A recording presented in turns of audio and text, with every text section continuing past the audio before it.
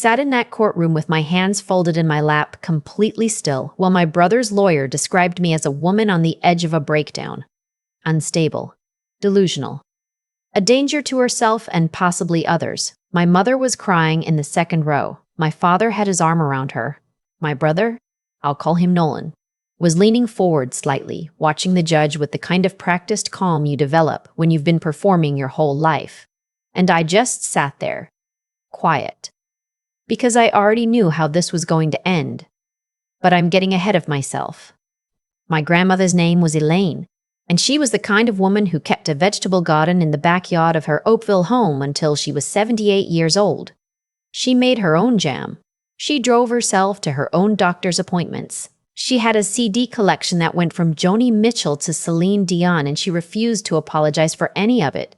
She was the only person in my family who ever looked at me and saw exactly who I was, not a disappointment, not a spare, not a problem to be managed. Just her granddaughter.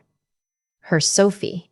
When she passed, she left me her house. The whole thing. The house in Oakville, the furniture, the garden tools, the CD collection, and just over $400,000 in savings that she'd spent 60 years quietly accumulating from her RRSPs and a small pension from the school board where she'd worked as a secretary for 30 years. She also left me a letter, handwritten, in the kind of careful cursive you only see from people who were taught penmanship like it mattered. She wrote, "I know your mother will say this isn't fair. She's been saying things aren't fair her whole life. Don't let her make you feel guilty for what I chose freely. You showed up. You were here. That counts for everything. Nolan got $10,000. My parents got nothing because Gran had outlived her relationship with them by about a decade and had been quietly, methodically removing them from her life since they stopped visiting after my grandfather died. She'd been alone in that house for years. I was the one who drove out every other weekend. I was the one who fixed the leaking tap in her bathroom and sat with her through her cataract surgery and learned to make her butter tart recipe because she was afraid it would die with her. My mother found out the details of the will on a Tuesday afternoon in March. By Friday, she'd hired a lawyer. I want to be really clear about something because I think it matters. I didn't see this coming. Not at first. I knew my mother was upset. I knew Nolan was furious. He'd already texted me twice, once asking if I'd consider splitting things fairly, and once, when I didn't respond fast enough, calling me a selfish little parasite. I'd seen that word used before. Parasite. It was his favorite thing to call me growing up, whenever I got something he didn't. What I didn't expect was the strategy. The first thing they did was show up at Gran's house, my house now, with food. My mother and Nolan and his girlfriend Amber arrived on a Saturday morning with a lasagna and a bottle of Shiraz and the kind of careful, gentle smiles that I now recognize as the look people wear when they've already decided what they're about to do to you. I let them in. Of course I let them in. She was my mother. They sat in Gran's kitchen, my kitchen, and my mother cried about how much she missed her own mother and how hard this whole thing had been and how she just wanted the family to heal. Nolan nodded along. Amber kept refilling my wine glass every time it got below half. I noticed that at some point, the way Amber kept watching my glass. I stopped drinking after the second pour and said I had a headache. My mother immediately suggested I seemed not quite right lately, that I seemed tired and overwhelmed, and that maybe the stress of the inheritance was taking a toll on me. Nolan said, very gently, that he'd noticed I seemed more anxious than usual. I smiled and said I was fine. They left an hour later. My mother hugged me for a long time at the door. Nolan shook his head slightly, like he was sad about something. Amber looked at the house one more time before she got in the car. 3 weeks later, my neighbor called me. She'd seen 2 people in the backyard. They'd come through the back gate. The latch had been broken for months, something I hadn't gotten around to fixing, and one of them had been near the garden shed for a while before they left. I went out and looked. The shed was unlocked. A box of Gran's old financial documents that I'd been meaning to sort through was open. Some papers were shuffled around. Nothing seemed missing, but nothing seemed right either. That night I didn't sleep. I lay in Gran's bedroom. I still couldn't quite make it feel like my bedroom, and I thought about Amber watching my wine glass. I thought about my mother saying I seemed not quite right. I thought about Nolan's text. Parasite. I grew up in a family where I was always the one who got things slightly wrong. Not dramatically wrong, no one would have called it abuse, not technically. But I was the one who was too sensitive, too serious, too difficult. Nolan was the golden one. He'd gone to Weston, studied business, gotten a good job at a financial firm in Toronto, married the right kind of woman. I'd taken a graphic design degree at Sheridan, freelanced, moved back to help Gran when she got sick, and apparently somewhere in there become a cautionary tale about what happens when you don't live your life the right way. The only difference was that Gran saw it the other way around, and now she'd said so, officially, in a legal document. I called a lawyer that week. Not because I knew exactly what was coming, but because something in me had shifted after the shed. The woman I found was named Diana, and she was the kind of person who listens with her whole face. I told her everything. The will, the visit, the wine, the shed. She asked me a lot of questions. Then she said quietly, if they're building a case that you're mentally unfit, they need evidence. And if they can't find evidence, they may try to create it. I asked her what that looked like. She told me. I went home and I bought 2 small cameras. One I put in the kitchen above the window disguised inside a fake smoke detector I ordered online. One I put in the living room tucked behind a shelf of Gran's old books. I also put a new latch on the back gate, a strong one. And I started saving every text message, every voicemail, every email. I want to be honest, part of me felt paranoid doing this. Like I was the unstable one, installing cameras in my grandmother's house. But Diana had said something that I kept coming back to. She said, the people doing this to you are counting on you to feel crazy for protecting yourself. That's how it works. The next month was quiet. Too quiet. Nolan went silent on text. My mother stopped calling. I told myself maybe it was over. Maybe they'd accepted it. Then in June, everything happened at once. I woke up at 6 a.m. on a Thursday to someone pounding on my front door. I opened it to find 2 police officers standing on Gran's porch. They said they'd received a call from a concerned family member who reported that I had become erratic and possibly dangerous. They said my brother, who identified himself as someone with medical knowledge. He's not a doctor, he works in financial services, but he'd apparently used enough of the right language, had told the dispatcher he was worried about my mental state and the condition of the property. The officers were kind. They were just doing their job. They asked if they could come in, and I said yes because I had nothing to hide and because my heart was pounding so hard I couldn't think straight. They walked to the house. In the main room, they found a lamp knocked over. In the kitchen, a cupboard door was hanging open and a glass was on the floor, not broken, just sitting there on the tile, like it had been placed rather than dropped. I had not knocked over the lamp. I had not put a glass on the kitchen floor. I had been asleep 6 hours earlier and the house had been fine. One of the officers asked if I'd taken any medication recently. I said no. He made a note. I was not held that day. My medical records, which they were able to access with my consent, showed nothing.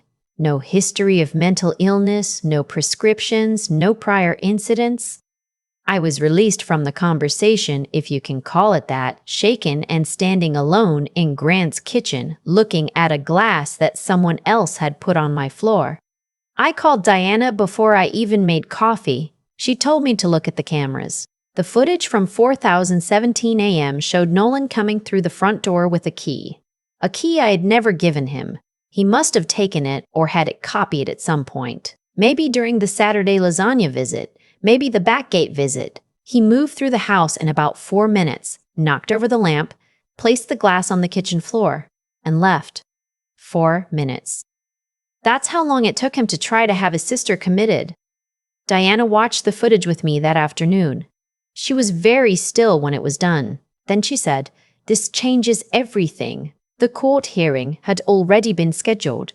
My parents and Nolan had officially filed a challenge to Gran's will on the grounds that she had been unduly influenced and that I had taken advantage of a vulnerable elderly woman. They also filed a separate application suggesting I was currently unfit to manage the estate.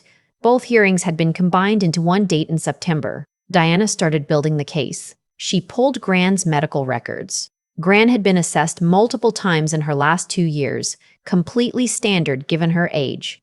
And every single assessment showed sharp cognition, clear decision-making, and no signs of vulnerability or pressure. She pulled the documentation from the estate lawyer who'd drawn up the will, a meticulous woman who'd met with Gran 3 separate times, alone, specifically to ensure there was no undue influence. She pulled text messages I'd saved, including one from Nolan that said, in writing, "If you don't split this equally, I will make sure everyone knows what kind of person you really are."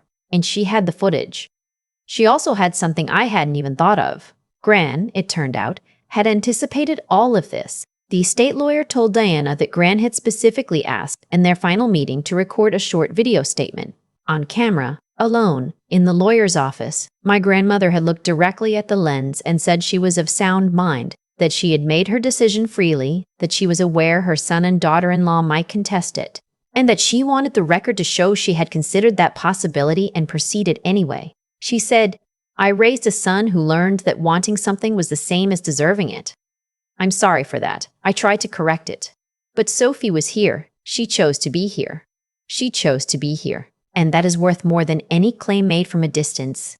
I didn't know about that video until 2 weeks before the hearing. Diana played it for me in her office, and I had to excuse myself to the washroom for a few minutes.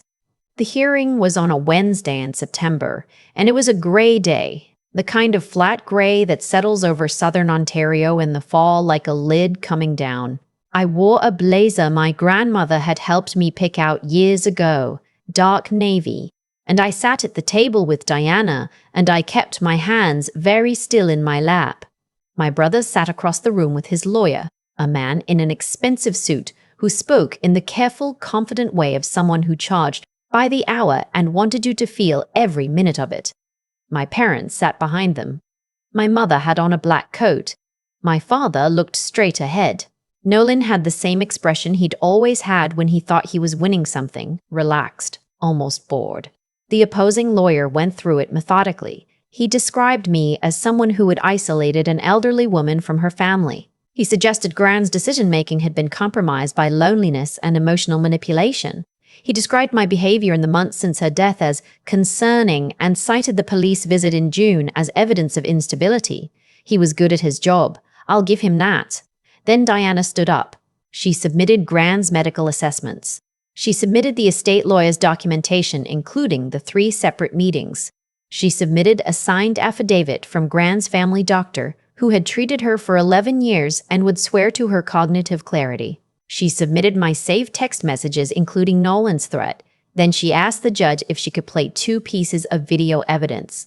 The first was the security footage from 4:17 a.m. The courtroom was very quiet when Nolan appeared on screen, moving through Gran's house in the dark, knocking over a lamp, placing a glass on the kitchen floor. The second was Gran in the estate lawyer's office, sitting very straight, hands folded on the table, looking at the camera like she'd been waiting her whole life to say exactly this. Clear. Certain. Herself. When it was over, the judge looked up from his notes. He looked at Nolan's lawyer. He looked at Nolan. And then he asked one question. He asked, was anyone else present during these alleged incidents of concerning behavior, or is the record based entirely on reports from parties who stand to gain financially from this outcome? Nolan's lawyer started to respond. The judge held up one hand. The case was dismissed. Both applications, the will challenge and the fitness assessment, dismissed. The judge noted in his remarks that the evidence presented suggested a coordinated effort to discredit the respondent, and he referred the matter of the 4:17 a.m. footage to the Crown for potential review. Potential criminal charges. For my brother, for entering my home in the middle of the night with a stolen key to stage evidence. I stood up on shaking legs, and Diana put a hand briefly on my arm. Behind me, I heard my mother make a sound I'd never heard from her before. Small and closed, like something collapsing inward. I did not turn around. Outside on the steps, the gray sky had shifted slightly, and there was pale light coming through from somewhere in the west. Diana said something practical about next steps. I nodded. I was watching a sparrow on the railing. My phone buzzed 3 times in a row. I looked at the screen. My father. I let it ring. Nolan called twice that evening and once the next morning. I didn't answer. I haven't answered since. My mother sent a long email about how none of this was what she'd intended, how she'd been misled by Nolan, how she hoped I could understand that she'd been in a very difficult position. I read it once and archived it. Diana said to keep everything, just in case. The criminal review is ongoing. I don't know yet what will come of it. Diana says these things take time. What I do know is this: Gran's house is still standing. The garden is doing well. I've been learning what she planted and when, following the notes she left in a spiral-bound notebook she kept in the garden shed. There are strawberries coming in along the south fence, which I didn't even know about until May. She'd planted them 2 summers ago and never mentioned it, like she was leaving me a surprise. I still sleep in her bedroom. It feels like mine now. I still make her butter tart recipe sometimes on Sunday afternoons when the house smells like brown sugar and the light comes in through the kitchen window the way it always did when I was small, and Saturday mornings at Gran's felt like the safest place in the world. She knew what she was doing when she wrote that letter. She always knew. She was just waiting for me to catch up, and I showed up. That counted for everything. There's a moment I keep coming back to. Not the courtroom. Not the footage. Not even Gran's voice on that video. It's the lasagna. My mother standing at the door with a warm dish in her hands, and that careful smile, and me stepping aside to let her in. Because she was my mother. I've thought about that moment a lot since September. What it means that kindness can be weaponized so cleanly. What it says about the people who do it. And honestly, what it says about those of us who keep the door open anyway. I don't think I was naive. I think I was just raised in a family where the rule was you give people the benefit of the doubt, especially family. It took me a long time to understand that rule only ever applied to me. Nolan never extended it. My parents never applied it to Gran when she chose to leave her house to someone who actually showed up. What strikes me now is how much the whole thing depended on me not trusting myself. Every step of their plan, the wine, the "you seem tired lately," the police call, the staged glass on the kitchen floor, all of it was designed to make me feel like I was the one who was off, like my instincts were unreliable, like I was the problem. And for a while, installing those cameras in the middle of the night, I genuinely wondered if they were right. Diana said something that I've repeated to myself more times than I can count. She said the people doing this were counting on me to feel crazy for protecting myself. That's how it works. That's how it works. I've turned that sentence over so many times. Because it's true, not just about legal schemes, it's true about so many situations where someone is slowly, methodically trying to take something from you. They need you confused. They need you second-guessing. The moment you get clear and quiet and start paying attention, the whole architecture falls apart. Gran knew that. She'd been clear and quiet her whole life. She'd watched her son become someone who believed that wanting something was the same as deserving it. Her words, not mine, and she'd made her peace with that long before she made her will. She didn't do what she did out of spite. She did it out of precision. She looked at her life and her choices, and she acted with the full weight of what she knew to be right, regardless of who it upset. That kind of integrity doesn't announce itself. It just holds. It held through 3 meetings with an estate lawyer. It held through a video recorded alone in an office. It held in a courtroom in September while her family tried to undo it. And I think that's the thing I carry forward from all of this. Not the victory. Though I won't pretend a victory didn't matter. It's the understanding that doing the right thing quietly, consistently, over time is its own kind of evidence. My brother had a lawyer and a plan, and years of being the favorite. I had receipts and patience and a grandmother who paid attention. The strawberries along the south fence came in beautifully this year. I didn't plant them. I just showed up to take care of what was already there.